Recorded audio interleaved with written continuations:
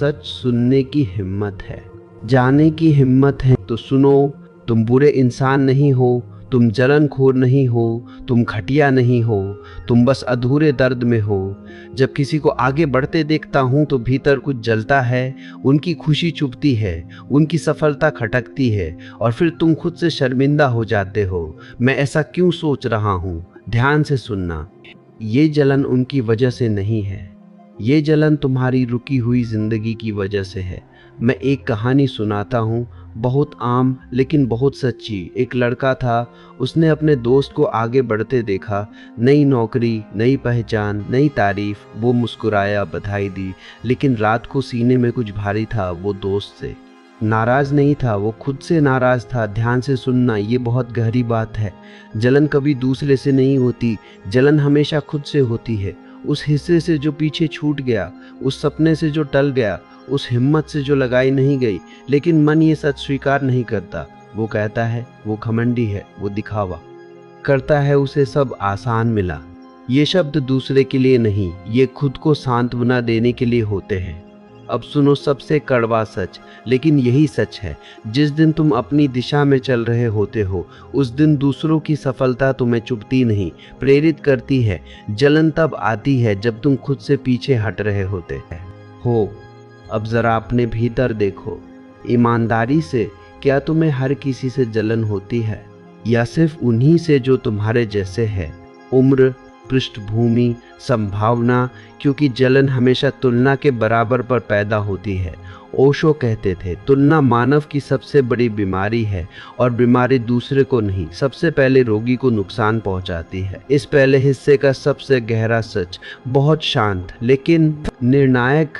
जलन कोई दुश्मन नहीं है, जलन संकेत है। संकेत की कही तुम्हारी आत्मा कह रही है मैं इससे ज्यादा बन सकता था, और जब संकेत को दबाया जाता है तो जलन जहर बन जाती है। अगले हिस्से में अब बात होगी जलन को नैतिकता से नहीं, समझ से कैसे देखा जाए, और क्यों जलन से भागना नहीं, उसे पढ़ना सीखना जरूरी है।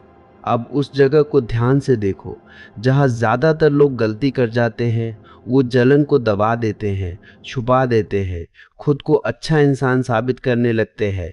मुझे फर्क नहीं पड़ता, मैं ऐसा नहीं सोचता, मैं पॉजिटिव हूँ, लेकिन भीतर जलन और गहरी हो जाती है। ध्यान से सुनना, ये बहुत गहरी बात है।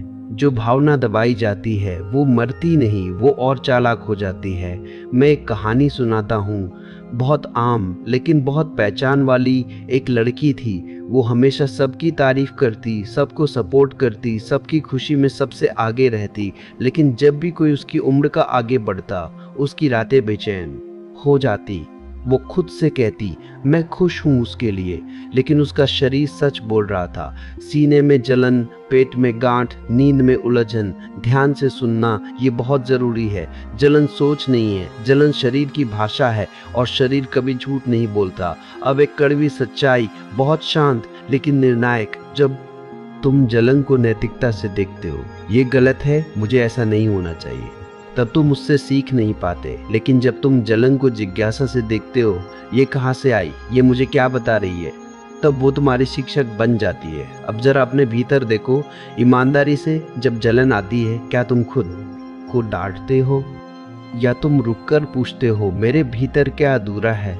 क्योंकि जलन हमेशा किसी अधूरे इच्छा की परछाई होती है, जो तुम चाहते थे लेकिन कहा नहीं, जो तुम बन सकते थे लेकिन बने नहीं, जो तुम शुरू करना चाहते थे लेकिन टाल दिया। ध्यान से सुनना, ये बहुत गहरी बात है। जलन दूसरे की जीत पर नहीं, जलन अपने टाले हुए सपने पर उठती है, और जब तक सपना अनकहा रहेगा, जलन बार बार उठेगी। इस दूसरे हिस्से का सबसे गहरा सच, बहुत शांत लेकिन निर्णायक।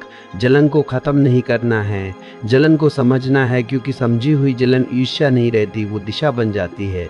अगले हिस्से में अब बात होगी उस पल की जब जलन जहर बन जाती है, और कैसे वहीं से मन खुद को नुकसान पहुंचाने लगता है, और उससे बचने का एकमात्र रास्ता क्या है। अब उस मोड़ पर आते हैं जहां जलन सिर्फ एहसास नहीं रहती, वो जहर बन जाती है।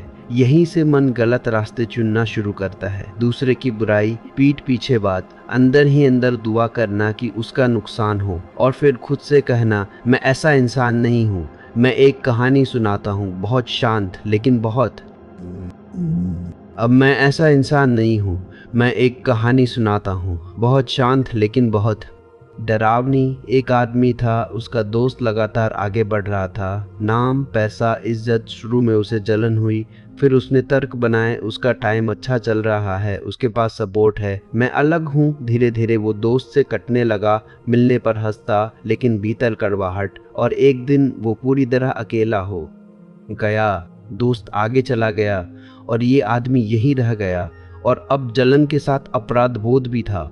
ध्यान से सुनना, ये बहुत गहरी बात है। जलन जब बोली नहीं जाती तो व्यवहार बन जाती है, और व्यवहार दूसरों से पहले तुम्हें नुकसान पहुंचाता है। अब एक बहुत कड़वी सच्चाई, बहुत शांत लेकिन निर्णायक। जब तुम किसी की सफलता से जलते हो और उसे नीचा दिखाने लगते हो, तब तुम असल में अपने ही मन को और नीचे खींच रहे होते हो, क्योंकि मन जिस दिशा में सोचता है उसी दिशा में ढलता है। अब जरा अपने भीतर देखो, ईमानदारी से। क्या कभी तुमने किसी की खुशी में छोटा सा जहर घोला है?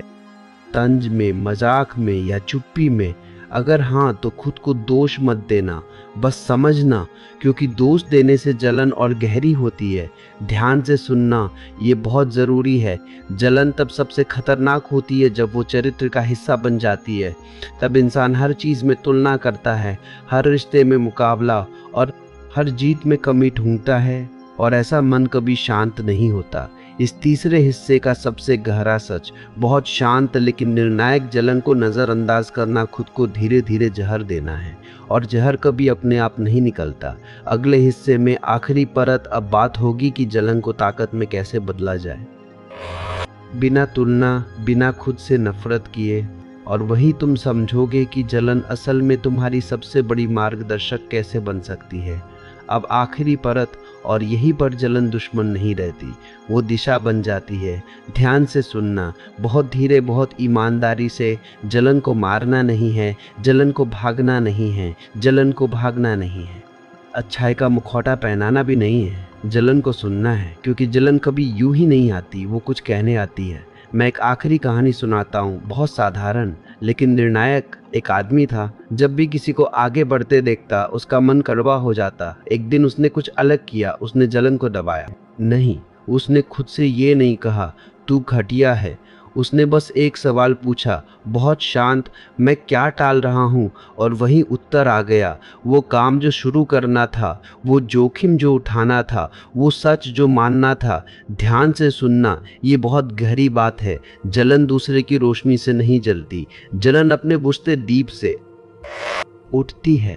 और जब तुम अपने दीप की तरफ मुड़ जाते हो तो बाहर की रोशनी चुभती नहीं। अब आखिरी सबसे मुक्त करने वाला सच, बहुत शांत लेकिन निर्णायक। जलन का इलाज तुलना नहीं, क्रिया है। ना बदला, ना निंदा, ना दूरी, बस एक छोटा ईमानदार कदम अपनी दिशा में। जिस दिन तुम अपनी राह पर चल पड़ते हो, उसी दिन जलन ईंधन बन जाती है। वो कहती है, हाँ, यही वो जगह है जहाँ तू भी पहुँच सकता है।